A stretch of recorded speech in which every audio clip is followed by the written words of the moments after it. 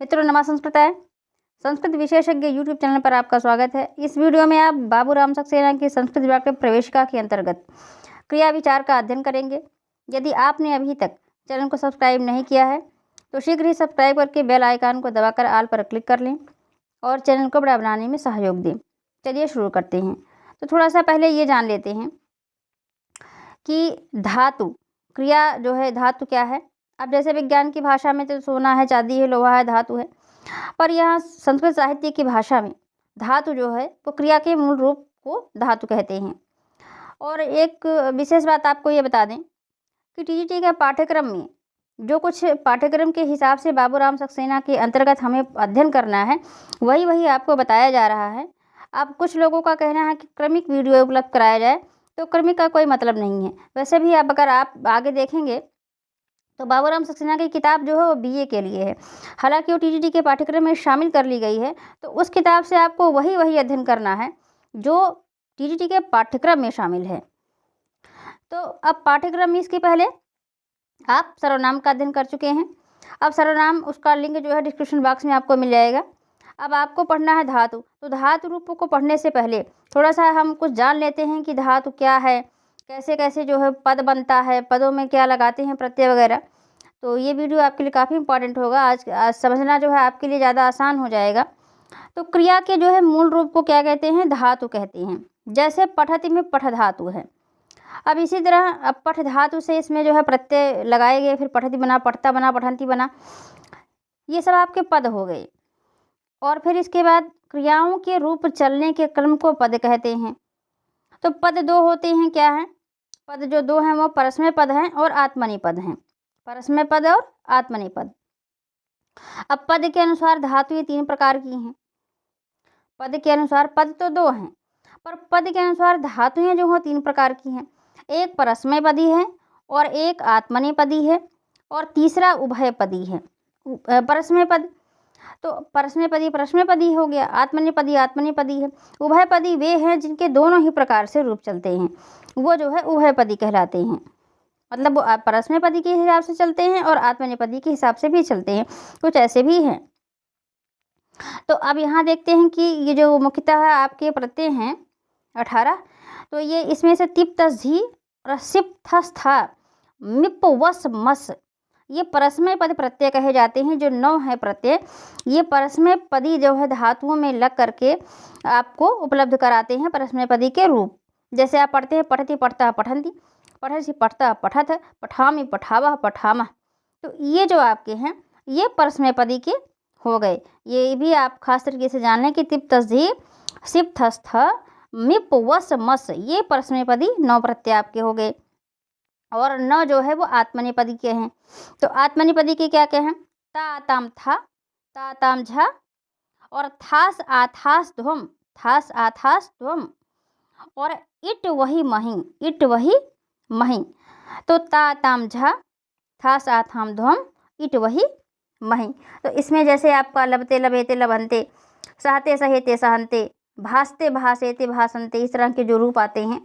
तो अब जैसे इसमें बना आपका भाष्य भाषे थे भाषद्वय, है ना, भाषे भाषा वह भाषा में, ये जो आप पढ़ते हैं।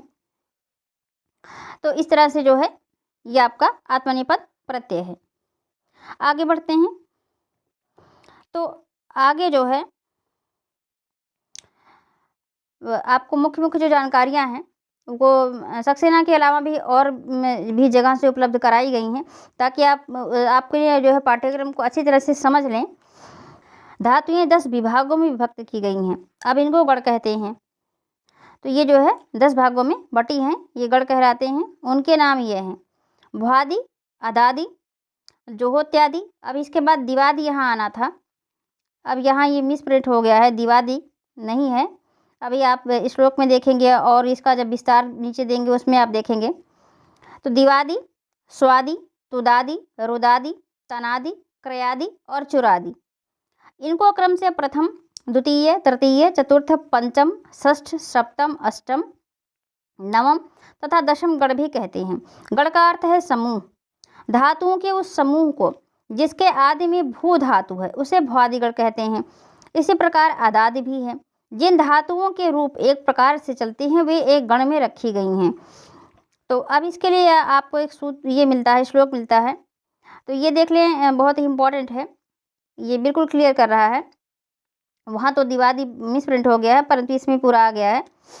भ्वाद्यदादि, भ्वाद्यदादि मतलब भ्वादि और अदादि, इस द में दा और या मिला हुआ है, तो भ्वाद्यदादि अदादि। अब ये जो है जब आप करेंगे भ्वादि और अदादि प्लस अदादि, तो अब यहाँ इसका ई और इसका या, ई प्लस आ मिल करके हो गया आपका या, यही जो है द्या हो गया है, यही बराबर ये आपका द्या हो गया है। तो भ्वाद्यादि हो गया ये भ्वादि और अदादि, ये दो गुण आपके मिले भ्वादि और अदादि। तो भ्वाद्यदादि जुहोत्यादि और द्विवादि है स्वादि रेवचा, तुदादिश्च रुधादिश्च तनादिक्रिय चुरादय, यही 10 गण हैं। तो ये देखिए भ्वादि जो है वो पहला गण हो गया, जुहोत्यादि दूसरा हो गया, दिवादि जो है ये तीसरा हो गया, स्वादि चौथा हो गया, तुदादि 5वां हो गया, रुधादि 6वां हो गया, तनादि 7वां है, तनादि, और क्री चुरादय। तो एक यहाँ 2 हो गए, ये तीसरा, ये चौथा, ये 5वां, ये 6। फिर से देख लेते हैं, ये पहला हो गया और यहाँ 2 हो रहे हैं भ्वादि और अदादि, तो दूसरा यहाँ हो गया, तीसरा यहाँ हो गया जुहोत्यादि, चौथा यहाँ है अदा ये दिवादि, 5वां है आपका स्वादि रेव, और ये हो गया 6वां, ये है 7वां, और तनादि जो है ये है 8वां, और ये क्रयादि जो है ये है 9वां, और चुरादि जो है वो 10वां। तो ये आपके जो 10 गण हो गए हैं। पुनः देख लेते हैं, भ्वाद्यादि जुहोत्यादि है, दिवादि है स्वादि रेवचा, तुदादिश्च रुधादिश्च तनादिक्रिय चुरादय। तो भ्वादिगण, अदादिगण, जुहोत्यादिगण, दिवादिगण, स्वादिगण, ये हो गए 5, और इधर तुदादिगण, रुधादिगण, तनादिगण, क्रयादिगण और चुरादिगण, ये भी 5। तो 5 मिला के आपके 10 गण हो गए।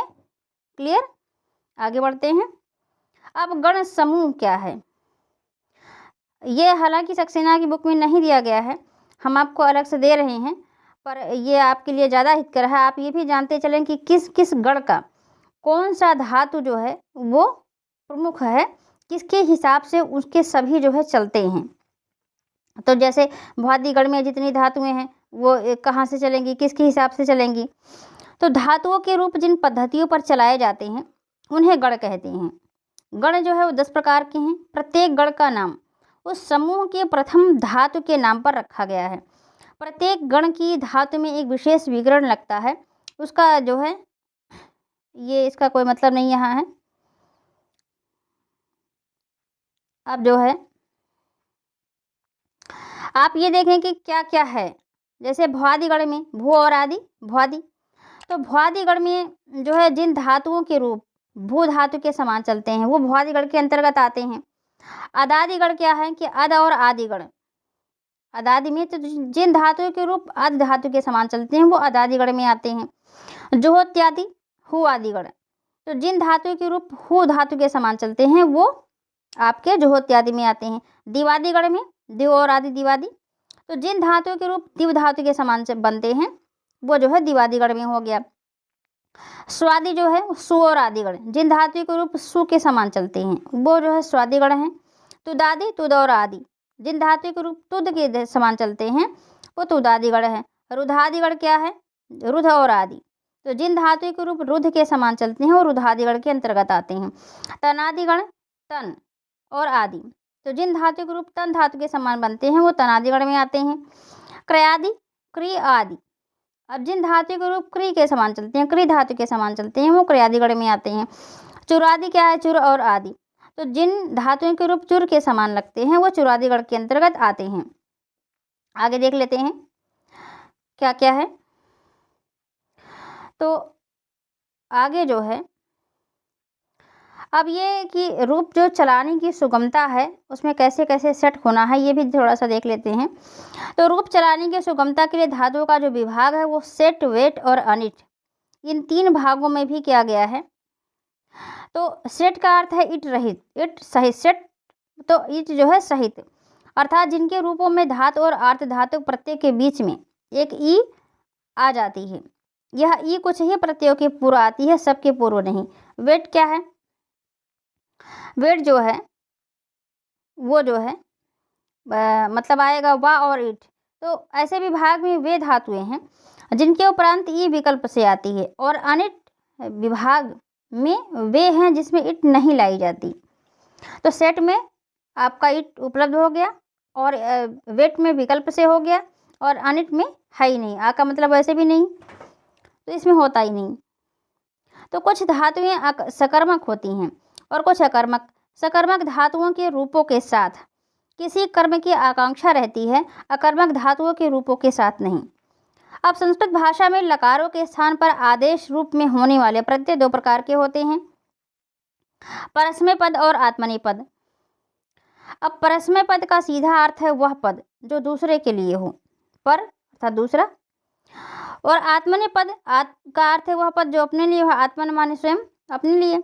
तो संभवतः ऐसी क्रियाएं जिनका फल दूसरे के लिए हो वो परस्मय पदी में होनी चाहिए, और ऐसी क्रियाएं जिनका फल अपने लिए हो वो आत्मनेय पदी में होनी चाहिए। जैसे सह वपति, वह बोता है।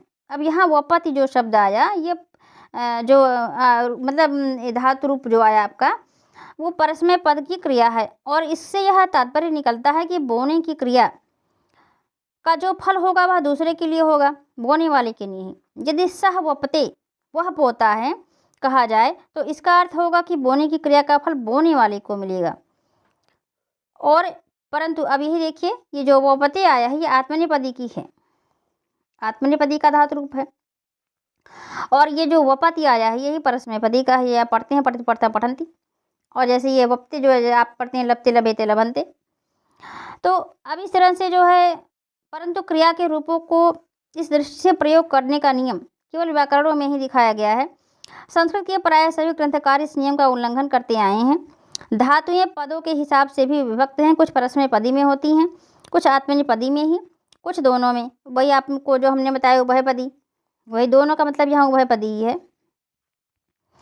इससे परस्मयपदी धातु, आत्मनेपदी धातु और उभयपदी धातु, ये तीन जो है विभाग धातुओं के होते हैं। अब कभी कभी विशेष दशा में कोई एक पद की धातु दूसरे पद की हो जाती है, तो ये यहाँ आपको केवल इतने से ही मतलब है। आप इतना मानिए कि तीन प्रकार की धातुएं हैं। तो अब तीन प्रकारों में जो है आपका हो गया आत्मनेपदी, परस्मयपदी और उभयपदी। अब क्रिया बनाने के लिए धातुओं के रूप जो है तीन वाच्यों में होते हैं, कर्तृवाच्य, कर्मवाच्य और भाववाच्य। कर्तृवाच्य, कर्मवाच्य और भाववाच्य। अब कभी कभार कभी जो है कभी कर्तरि प्रयोग, कर्मणि जो है प्रयोग और भावे प्रयोग भी कहते हैं। तो ये भी जानते रहिए कि कर्तरि प्रयोग जो है कर्मवाच्य है और कर्मणि प्रयोग कर्मवाच्य है, और जो भावे प्रयोग है वही भाववाच्य है। तो कर्तरि प्रयोग कर्तृवाच्य, कर्मणि प्रयोग कर्मवाच्य और भावे प्रयोग जो है वो आपका भाववाच्य है। अब हिंदी में भी इन तीन जो है प्रयोगों की का सिस्टम है कि प्रथा है। जैसे मैं खाना खाता हूँ, अहम भोजनम अदमी, यह कर्तृवाच्य में। अब मुझसे खाना खाया जाता है, मया भोजनम अद्यते, यह कर्मवाच्य में। तथा मुझसे चला नहीं जाता, मया न अट्यते, तो ये भाववाच्य में। केवल जो है सकर्मक धातुओं की क्रियाओं में कर्तृवाच्य और कर्मवाच्य संभव होते हैं। अकर्मक धातुओं के रूपों के साथ कर्तृवाच्य और भाववाच्य। तो ये आप देखें कि सकर्मक के साथ जो है आपका आया कर्तृवाच्य और कर्मवाच्य, और अकर्मक धातु रूपों के साथ कर्तृवाच्य और भाववाच्य। तो अब अंग्रेजी में केवल कर्तृवाच्य और कर्मवाच्य होते हैं, भाववाच्य नहीं। हिंदी में कर्तृवाच्य में बोलना अधिक मुहावरेदार समझा जाता है, किंतु संस्कृत में कर्मवाच्य अथवा भाववाच्य में। पूर्वोक्त लकारों के प्रयोग के विषय में कुछ विद्वान निम्नलिखित बातें ध्यान में रखनी चाहिए। अब जो आप प्रयोग करते हैं लट लकार, लंग लकार, लिट लकार, लोट लकार, विधिलिंग, इसके बारे में थोड़ा बहुत पीछे आपको मिलेगा। तो वर्तमान काल की क्रिया का प्रयोग वर्तमान समय में होने वाली वस्तु के विषय में किया जाता है। जैसे स गच्छति, सह कटम करोति, वयम कुर्मः आदि। ये आप तो सब पढ़ ही चुके हैं पहले। वर्तमान काल में पढ़ता है वह खाता है, वह हंसता है वह गाता है। सह हसति सह खादति सह पठति सह गच्छति। अब आज्ञा का प्रयोग किसी को कुछ करने की आज्ञा देने के लिए किया जाता है। जैसे तम पाठशालाम गच्छ, यूयम मह्यम धनम दत्त आदि। आज्ञा बहुधा सामने उपस्थित मनुष्य को ही दी जाती है, इसलिए आज्ञा का प्रयोग बहुधा मध्यम पुरुष में ही होता है। परंतु ऐसे प्रयोग जैसे मैं करूं, अहम करवाणी, वह करे, सह करोतु आदि भी आवश्यकता अनुसार होते हैं। अब आगे देखते हैं कि विधिलिंग का प्रयोग किसी को आदेश देने के लिए किया जाता है। अब जैसे जो है प्रभु का अपने सेवक को आज्ञा देना। अब प्रायः यदि आज्ञा का जो के रूप का प्रयोग हो तो जो है नम्र आदेश समझना चाहिए। विधि का प्रयोग हो तो कड़ा। अब विधि का प्रयोग चाहिए जो है अर्थ का बोध कराने के लिए भी होता है। जैसे सह कुर्यात, उसको करना चाहिए। अब 3 जो है भूतकाल, संस्कृत में भूतकाल की क्रिया का बोध कराने के लिए 3 काल अद्यतन भूतकाल, परोक्ष और सामान्य भूत हैं। वैसे जीटी के पाठ्यक्रम में आपको जो है अनद्यतन भूतकाल जो है वही आपको पढ़ना है। और बता दें कि आपको 5 ही लकार, जो 10 लकारों में से 5 ही पढ़ना है। तो 5 लकार जो आप पहले से पढ़ते आए हैं, लट, लिट, लोट, विधिलिंग और लंग। तो लट, लिट, लोट, लंग और विधिलिंग, इतना ही आपको पढ़ना है। तो इसमें जो आता है लंग के अंतर्गत वो अनद्यतन भूतकाल ही आता है, बाकी नहीं। इनके प्रयोग में थोड़ा सा अंतर है, अब जान लें इसमें। तो अनद्यतन भूत का अर्थ है ऐसा भूतकाल जो आज ना हुआ हो, अर्थात इस काल के रूप ऐसी दशा में लाए जाने चाहिए जब क्रिया आज समाप्त ना हुई हो, कल या इससे पूर्व समाप्त हुई हो। जैसे कि मैं आज पढ़ने गया, जैसे कि मैं आज पढ़ने गया। अब यहाँ गया, अब गया शब्द का जो अनुवाद संस्कृत में अनद्यतन भूत की क्रिया से न होगा, किसी और से होगा। परोक्ष भूत का अर्थ है ऐसा अतीत काल जो आंखों के सामने ना हुआ हो। यदि कोई क्रिया अपनी आंखों के सामने हुई है तो उस दशा में परोक्ष भूत का प्रयोग ना होगा। जैसे मैं पाठशाला गया, तो यहाँ जो है जाने की क्रिया मेरे समक्ष हुई, इसलिए यहाँ गया का अनुवाद परोक्ष भूत के रूप से न करके किसी और के रूप से करना होगा। तीसरा भूतकाल अर्थात सामान्य भूत सब कहीं प्रयोग में लाया जा सकता है, चाहे क्रिया असमाप्त हुई हो अथवा इससे वर्षों पहले। तो संस्कृत में वर्तमान काल की क्रिया के अनंतर इसमें शब्द जोड़कर एक साधारण भूतकाल बनाया जाता है। यह प्रायः किस्से कहानियों के वर्णन में काम में लाया जाता है। जैसे कदाचित राजा प्रतिवसत अस्म, कश्चित राजा प्रतिवसत अस्म। तो इसमें का प्रयोग कोई राजा रहता था, तो रहता था जो आया, तो जैसे हम ये वर्तमान काल की क्रिया के साथ ये इसमें जोड़ देते हैं तब भी उसका अर्थ जो है भूतकाल में हो जाता है। तो इसमें का प्रयोग जो है प्रायण भूतकाल की ऐसी क्रियाओं को प्रकट करने के लिए होता था जिनमें अभ्यास, आदत इत्यादि की बात रहती थी। इस प्रकार हमेशा इसका प्रयोग अंग्रेजी की यूज टू और would not to, habited to इत्यादि के अर्थ में होता था। जैसे एक जंगल में एक शेर रहा करता था। अब there use to live a lion in a forest का अनुवाद जो है वो संस्कृत में कस्मिश्चित बने एका सिंहा प्रतिवसत इसमें इस प्रकार होगा। अब यहाँ वाक्य से यह ध्वनित होता है कि वह बहुत समय से उस जंगल में रहने का अभ्यासी आदि हो गया था, परंतु इसका प्रयोग सभी प्रकार की भूतकाल की क्रियाओं को भी प्रकट करने के लिए होता है। अब दोनों भविष्यकाल की क्रिया का बोध कराने के लिए 2 काल हैं, अनद्यतन भविष्य और सामान्य भविष्य। इसमें से पहले का प्रयोग ऐसी दशा में नहीं हो सकता जब क्रिया आज ही होने को हो, दूसरे का सब कहीं प्रयोग हो सकता है। आशीर्लिंग का प्रयोग आशीर्वादात्मक होता है। जैसे तुम 100 वर्ष तक जियो, तुम जीव्याः शरदाम शतम। कभी कभी आशीर्वाद अथवा आकांक्षा प्रकट करने के लिए आज्ञा अथवा विधि का भी प्रयोग होता है। जैसे तुम जीव शरदाम शतम, जीव में शरदाम शतम इत्यादि। अब क्रियातिपत्ति का प्रयोग ऐसे अवसर पर होता है जहाँ एक क्रिया का होना दूसरी क्रिया के होने पर निर्भर हो। यदि वह आता, जैसे यदि वह आता तो मैं उसके साथ जाता। यदि सः आगमिष्य तर्हि अहम नूनम तेन सह आगमिष्यम। तो इस क्रियातिपत्ति के अर्थ में कभी कभी भविष्य जो प्रयोग में आता है, यथा, यदि वह आएगा तो मैं भी उसके साथ जाऊंगा। यदि स आगमिष्यति तर्हि अहम तेन सह गमिष्यामि। और इसी प्रकार कभी वर्तमान और कभी आज्ञा के रूप भी काम में आते हैं। तो इन जो है 10 लकारों के प्रत्यय परस्मैपद और आत्मनेपद दोनों में दिए जाते हैं। प्रत्येक लकार में 3 पुरुष और 3 वचन होते हैं।